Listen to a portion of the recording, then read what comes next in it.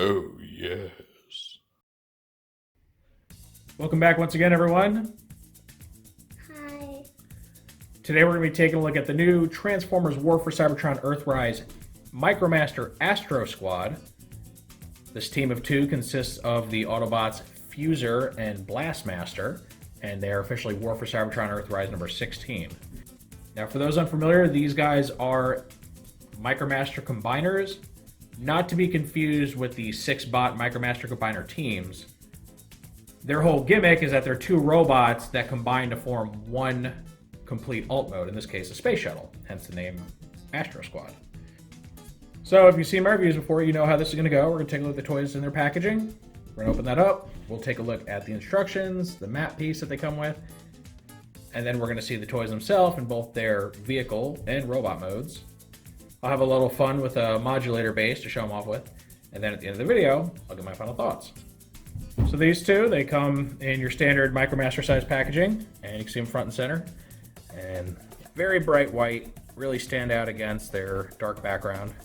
You can see the map piece in there, and this guy looks like he's molded to have little handguns in his hands. Yeah. That's interesting. I guess. You guess? Yeah. Okay. All right. So on the back we have our renders. You got Fuzer here, and then Blastmaster is the big thick dude. No.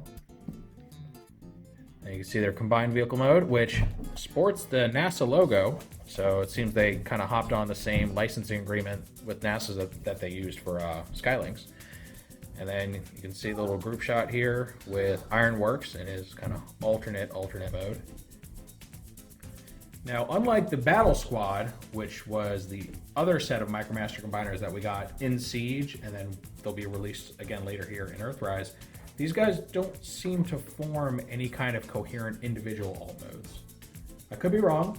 We'll find out once we open them up and see, but the two Battle Squad guys, they could actually be some sort of standalone vehicle and have it be halfway believable. This, I don't think that's going to be the case. Also, unfortunately, unlike the G1 versions of these Micromaster combiners, the different teams don't use a universal connection system, so that means you can't mix and match these guys with the Battle Squad or any other Micromaster combiners they put out, so that's unfortunate. A lot lost in translation there. Alright, so kind of cover the gist of it. Now let's open these guys up. Alright, so here is our map piece for the set, and you can see very plain. Really not anything exciting going on. You get a little bit of a line here. That's just some damage to the cardboard from cutting it. And you can barely make out some kind of detail here. Not sure what that is. So, nothing exciting. Just a small piece of the greater puzzle. And here we have the instructions. You see you got Blastmaster here, Fuzer here. Which, if you're confused about the name Fuzer, was originally named Phaser in Generation 1, but assuming they changed it for copyright.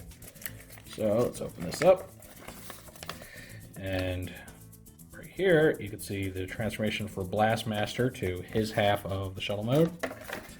And then on the back is Fuzer to his half and the combination.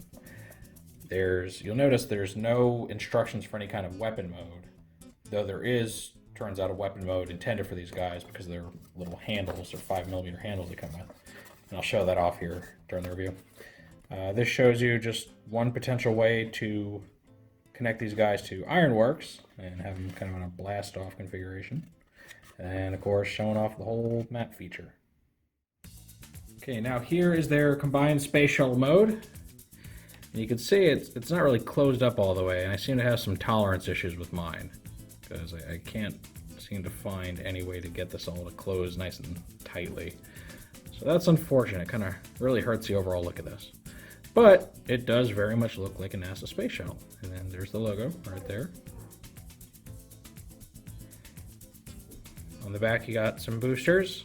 And this little one in the middle works with the hardpoint connections on War for Cybertron toys.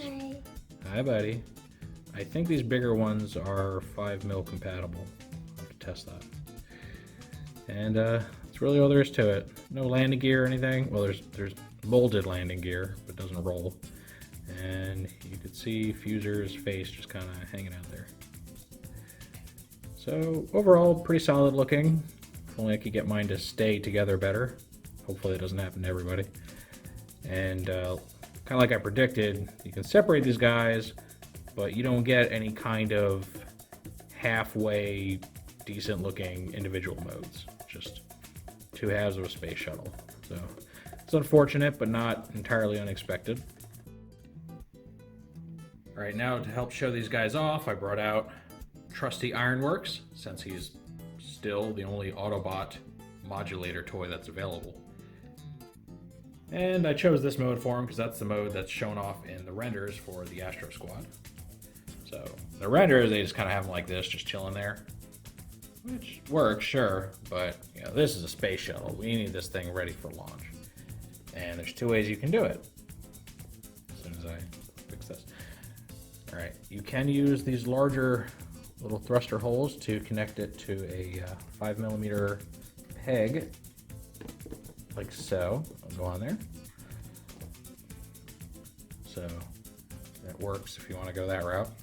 Or you can utilize that smaller hole in the middle to connect to those little hard points, like this. Which, for this base, I think looks a lot better. I think that works out. So I'm probably scraping all the yellow paint off that hard point now. So yeah, it gives you lots of options. And you know, if you want to go with a bigger base, like Omega or something, they have plenty of hard points for you to connect this guy to. So it works out very well. Now to help show off their weapon mode, I've brought out Double Dealer, who's definitely an Autobot, don't question it. I mean, come on, he's got Autobot symbols, so you can trust him. You can see here I have the wings folded up. Now there are no instructions to tell you, you know, what's right, what's wrong, but that's pretty much always the case with these plane-based guns. You know, fold the wings up, just makes sense to do so. And you see it's got two handles, one in the front, one in the back, so that you can have them wielding this rather large weapon. And overall, it looks okay. I mean, it's really just a space shuttle with, you know, gun barrel boosters and folded wings. So I don't know. Again, I tend to really dislike the Micromaster weapon mode, so easily ignorable. You can just act like this doesn't exist and probably be the better for it. Okay, it's time for transformations. So we're going to start with Blastmaster. So you take them, you're going to fold the shuttle wings back like so. All right, you're going to take his little robot arms and pull them out, because they're plugged into his thighs. And you're going to take his feet, just flip them down like this, separate them. Now you want to pull this peg out and press this white panel to flip up his head. In there, push that back up. Not too far though, just like that. And you take his little shuttle tail, just rotate it downward, make it a little more streamlined. And there it is. Pretty stocky little guy. Unfortunately, these wings are just all kinds of in the way when it comes to his feet. It's as far out as they can go. So he's very severely hampered by all this just huge kibble he's got. The arms can move just fine. The head, unfortunately, is just molded onto that white panel, so that's about it. Very simple. It looks cool. However, he's incredibly back heavy, which is a common issue with these Earthrise Micromasters. There are ways to get him to stand. Pretty much just have to like bend him forward all the way. Maybe lift his head up a little bit. Somebody's riding their motorcycle down my tiny little road. That's cool. All right, so there he is. Just waiting to fall over again. All right, now we've got Fuzer, or Phaser if you prefer. So take him, you're gonna flip this panel up to where that little notch just goes in there, like so. You